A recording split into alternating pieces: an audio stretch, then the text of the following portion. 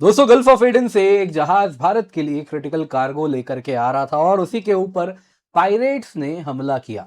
प्रयास किया जा रहा था कि उस जहाज को हाईजैक करना था। प्रोबेबली सोमाली पायरेट्स थे और इससे पहले वो ये करते उतने देर में उनका काल बन के आए इंडियन नेवी के मरीन कमांडोज, जी हाँ मार्कोस।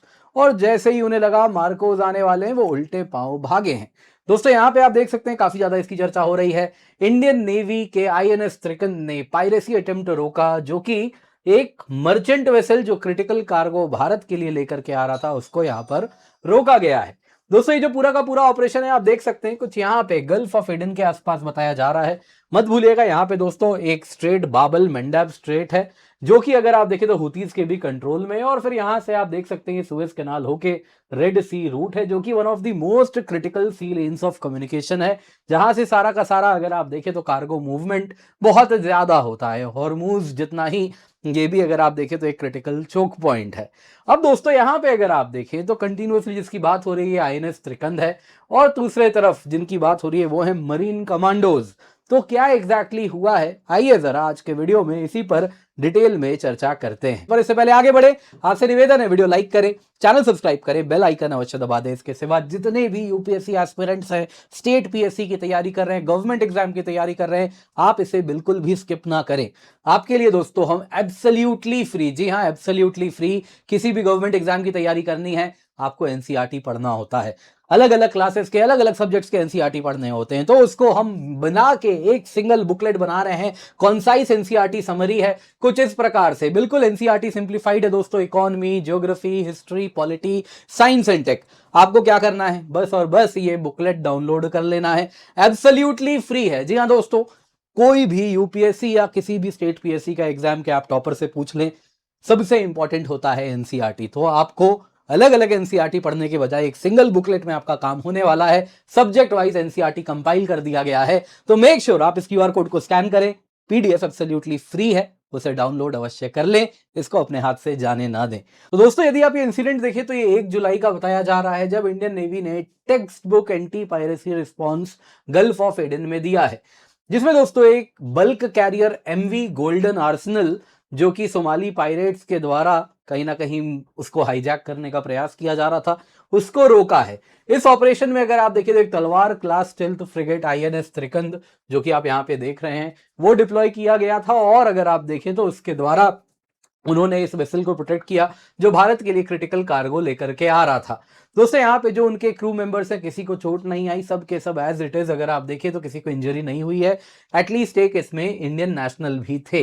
दोस्तों अगर आप शिप की बात करें तो वापस वॉयज इंडिया की तरफ ये कंटिन्यू कर चुका है और मार्कोस ने वेसल को सैनिटाइज भी किया था इससे पहले उनको वापस भारत की तरफ रवाना करने के पहले। दोस्तों ये जो इंसिडेंट है ये कोई आइसोलेटेड इंसिडेंट नहीं है। ऑफ लेट अगर आप देखें तो सोमाली पायरेसी का एक रिसर्जेंस हो रहा है। इस पूरे इलाके में अगर आप देखें तो रीजनल इंस्टेबिलिटी बढ़ रही है, हुतीज काफी शिप्स को ऑलरेडी रोक रखे हैं और ये जो पूरी की पूरी इंस्टेबिलिटी है इसमें सोमाली पायरेसी भी हमको बढ़ती हुई दिख रही है। दोस्तों इसमें आप देख सकते हैं ऑफ लेट इंडिया का रोल काफी बढ़ रहा है इस प्रकार के एंटी पायरेसी ऑपरेशंस में और कहीं ना कहीं जो हम प्रयास करते हैं कि हम नेट सिक्योरिटी प्रोवाइडर बने इंडियन ओशन रीजन में, तो फर्स्ट रिस्पॉन्डर हमेशा से पायरेसी के लिए इस इलाके में कंटिन्यूअसली हम ही रहते हैं। दोस्तों आइए जरा टाइमलाइन देखते हैं ये ऑपरेशन में क्या हुआ है। सबसे पहले अगर आप देखें तो पायरेट्स ने प्रयास किया सेंट विंसेंट और ग्रेनेडिन्स, बेसिकली कैरिबियन कंट्री है, वहां का फ्लैग्ड वेसल था एमवी गोल्डन आर्सेनल। दोस्तों हमने देखा है कंटिन्यूअसली कई इस प्रकार के वेसल्स हैं जो कैरिबियन कंट्रीज में जहां पे फ्लैग, जहां पे शिप रिलेटेड लॉज काफी रिलैक्स्ड होते हैं तो वहां की फ्लैग्ड वेसल्स रहते हैं। तो ये भी वैसा ही फ्लैग्ड वेसल था और ये इंडिया के लिए कुछ क्रिटिकल कार्गो लेकर के आ रहा था।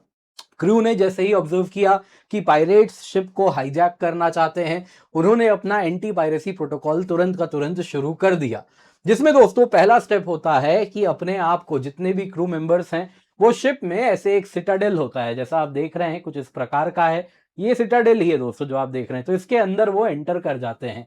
और ये दोस्तों बड़ा ही अगर आप देखें तो डेजिग्नेटेड री इन्फोर्स्ड स्पेस होता है जहां पे क्रू अंदर एंटर कर जाते हैं, फोर्टिफाइड वॉल होता है और लॉक कर दिया जाता है। इसको आप ब्लास्ट कीजिएगा तब भी इसको तोड़ नहीं पाइएगा। तो पायरेट अंदर नहीं घुस पाते हैं। तो आप अपने आप को सिक्योर कर लेते हैं, बंद कर लेते हैं। इसके अंदर अगर आप देखें तो खुद का इंडिपेंडेंट एयर फिल्ट्रेशन होता है, वेंटिलेशन होता है, इमरजेंसी फूड सप्लाई होती है, और जिसके द्वारा आप कई दिनों तक अंदर अपने आप को सेफली रख सकते हैं। अंदर में दोस्तों अगर आप देखें तो कम्युनिकेशन चैनल रहता है, सैटेलाइट कम्युनिकेशन वगैरह आप कर सकते हैं, एक्सटर्नल सीसीटीवी मॉनिटरिंग भी कर सकते हैं कि जो पायरेट्स हैं वो कहां पे इस वक्त क्या कर रहे हैं, आप कंटिन्यूसली देख सकते हैं। और इस तरीके से आप कम्युनिकेट करके इस बीच में मदद की मांग कर सकते हैं। आप चाहे तो मशीनरी कंट्रोल कर सकते हैं, जिसके द्वारा आप जहाज को बंद कर सकते हैं, इंजन बंद कर सकते हैं, फ्यूल कट ऑफ कर सकते हैं। और इस तरीके से रेगुलर ड्रिल भी क्रू मेंबर्स का होता रहता है कि एंटी पायरेसी ड्रिल्स कैसे करना है। तो उन्होंने एग्जैक्टली उसी का पालन किया और उसके द्वारा एक डिस्ट्रेस कॉल आया, जिसके अंतर्गत उन्होंने मैरीटाइम कम्युनिकेशन चैनल्स में कहा कि हमारे जहाज को हाईजैक करने वाले हैं ये पायरेट्स। उतने देर में पास में इंडियन नेवी की जहाज आईएनएस त्रिकंद वहीं पर थी, एंटी पायरेसी पेट्रोल में ही थी। तभी दोस्तों इन्होंने डिस्ट्रेस सिग्नल रिसीव करते ही उस तरफ वो लोग रवाना हो गए। जैसे इंडियन नेवी वॉरशिप को आते हुए इन पायलट्स ने देखा, वो तुरंत का तुरंत भागे। मरीन कमांडोज भी दोस्तों अगर आप देखें तो मर्चेंट वेसल को बोर्ड किए और उसके बाद थॉरो सैनिटाइजेशन हुआ, सिक्योरिटी स्वीप हुआ, एंश्योर किया गया कि अंदर कोई इस प्रकार से भी कोई पायरेट रह ना गया हो। और उसके बाद जब क्रू सेफ्टी वेरीफाई की गई तब शिप को रवाना किया गया। दोस्तों वेसल की बात करें तो जितने भी क्रू मेंबर्स हैं सभी के सभी अनहार्म्ड हैं, किसी को कोई नुकसान नहीं हुआ है। अब दोस्तों सवाल पूछा जा रहा है, आखिरकार इस जहाज में क्या क्रिटिकल कार्गो था जो मीडिया में आ रहा है। देखिए दोस्तों ये जो जहाज है आप इस प्रकार से देख सकते हैं, एग्जैक्टली यही जहाज है। अब ये गोल्डन आर्सेनल जो आप देख रहे हैं ये बल्क कैरियर है। ये कहां से रवाना हुआ था दोस्तों, ये इजिप्ट से हुआ था। इजिप्ट से भारत के तूतीकोरिन में आ रहा था। अब देखिए ऑफिशियल स्टेटमेंट, कंटेम्प्रेरी रिपोर्टिंग सब में एक ही बात कहा जा रहा है, क्रिटिकल कार्गो फॉर इंडिया या critical consignment bound for India. क्या था एग्जैक्टली किसी मीडिया में और किसी भी तरीके से नहीं बताया जा रहा है। ट्रेडिशनली अगर आप देखें तो इस रूट से क्या आता है वो हम आपको बता सकते हैं। अगर आप देखें तो MV Golden Arsenal bulk carrier है, ड्राई बल्क कमोडिटी यहां से काफी ज्यादा आती है। इजिप्ट से अगर आप देखें तो फर्टिलाइजर्स आता है, वैसे ही अगर आप देखें तो ग्रेन्स वगैरह भी, अन्य क्रिटिकल इनपुट्स एग्रीकल्चर के लिए, मैन्युफैक्चरिंग के लिए भी आ जाते हैं, जो कि दोस्तों अगर आप देखें तो भारत की अर्थव्यवस्था के लिए भी बड़ा इंपॉर्टेंट है। आज के टाइम में फर्टिलाइजर भी है। तो क्या वो फर्टिलाइजर था या कुछ और था मालूम नहीं है, खाली इतना मालूम है critical component bound critical cargo for India था। अब दोस्तों अगर हम भारत की बात करें तो भारत का मैरीटाइम रोल काफी ज्यादा इस तरीके से इस पूरे इलाके में बड़ा है। Consistent anti piracy presence Bharat बना के रखा है गल्फ ऑफ एडन में। और 2008 के पहले तक अगर आप देखें तो ये सारा काम इंडियन नेवी नहीं करती थी, इंडियन नेवी का प्रेजेंस नहीं होता था। 2008 के बाद धीरे धीरे धीरे धीरे हमारी नेवी भी बड़ी होती गई है और उसके साथ हम यहां पर मोर और लेस नेट सिक्योरिटी प्रोवाइडर बन के उभरे हैं। इंटरनेशनल कोएलिशंस में भी काम किए हैं, इंडिपेंडेंट ऑपरेशंस भी किए हैं। करंट पोस्टर भी आप देखें तो बड़ा प्रोएक्टिव है। कंटिन्यूअसली इस प्रकार से हमने कई एंटी पायरेसी ऑपरेशंस किए हैं। आप देख सकते हैं फेमस है उनमें से एमवी लीला नॉरफ्लॉक 2024 में किया था, एमवी रुएन 2024, 2025, 2026 में कई इस प्रकार के एंटी पायरेसी ऑपरेशन को अंजाम दिया है। कारण है एक तो हमारा डॉक्ट्रिन है SAGAR security and growth for all, जिसमें हम अपने आप को नेट सिक्योरिटी प्रोवाइडर पूरे इंडियन ओशन रीजन में बनाना चाहते हैं और वैसे ही प्रोजेक्ट भी करते हैं। दूसरा है दोस्तों अगर आप देखें तो ऑपरेशनल टेम्पो है। यहाँ पे कई destroyers, frigates, offshore patrol vessels हमने यहाँ पे तैनात हमारे रहते ही हैं इसी प्रकार के ऑपरेशन के लिए, क्योंकि हमको मालूम है पायरेसी का हॉटबेड है। इंडिया की इकोनॉमिक सिक्योरिटी के लिए इस इलाके को पायरेसी फ्री रखना भी जरूरी है, तो हम अंजाम देते रहते हैं। इसके सिवा दोस्तों इंडियन नेवी अगर आप देखें तो काफी मजबूत हुई है। मैरीटाइम डोमेन अवेयरनेस हमारा बड़ा है। P8I एयरक्राफ्ट से कंटिन्यूअस पैनी नजर रहती है, सैटेलाइट से देखते हैं, यूएवीज रहते हैं। इसके सिवा IMAC information management and analysis centre हमारा आया है। बेसिकली दोस्तों जितने भी सिविलियन जहाज, वैसे ही आप देखें तो अन्य जहाज जो इंडियन ओशन रीजन में मूव कर रहे हैं, उन सब का इंफॉर्मेशन फ्यूज्ड सिंगल डेटा आता है और हमारी पैनी नजर रहती है कि कहां पे कौन सा जहाज तैनात है। तो इस तरीके से हमारी नजर कंटिन्यूअसली बनी रहती है। जहां तक बात है दोस्तों मरीन कमांडोज की, तो वो हमारे फाइनल ऑपरेटर हैं। जैसा आप देख सकते हैं दोस्तों मरीन कमांडोज इंडियन नेवी का एलीट स्पेशल फोर्सेज यूनिट है। इनको यूएस नेवी सील्स के तर्ज पर अगर आप देखें तो 1987 में स्टैब्लिश किया गया था। अब अगर आप देखें तो ये स्पेशलाइज करते हैं काउंटर टेररिज्म जो समुद्र में हो रहा हो, maritime counter terrorism, hostage rescue.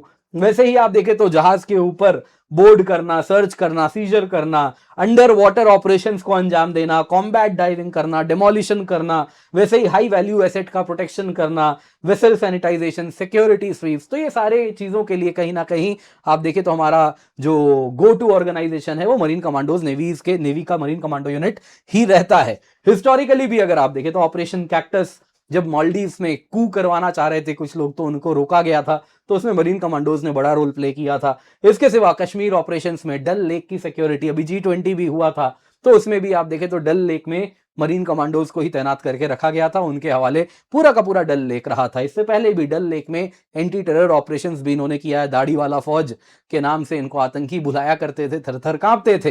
तो दोस्तों ये मतलब अमंग दी बेस्ट हैं दुनिया में जो कि इस प्रकार से यहाँ पे तैनात रहते हैं। तो ये जब आते हैं तो ऑलरेडी इससे पहले भी कई बार यहाँ पे जो सोमाली पायरेट्स हैं उन्होंने भी देख लिया है मरीन कमांडोज को, तो अब इंडियन नेवी की जहाज देखते ही वो उल्टे पैर भागना शुरू कर चुके हैं, अब वो कन्फ्रंट बिल्कुल भी नहीं करते हैं। बाकी दोस्तों उम्मीद करता हूं कि वीडियो पसंद आई होगी, लाइक जरूर कीजिएगा। इसके सिवा आपके लिए मात्र 19,999 रुपए में हम सब्सक्रिप्शन लाए हैं, free extension up to 6 months भी आपको मिल रहा है। निश्चिंत होकर जुड़े, use the code KC10, make sure इसका फायदा आप अवश्य उठा ले। डिस्क्रिप्शन बॉक्स, पिन कमेंट में आपको इसका लिंक मिल जाएगा।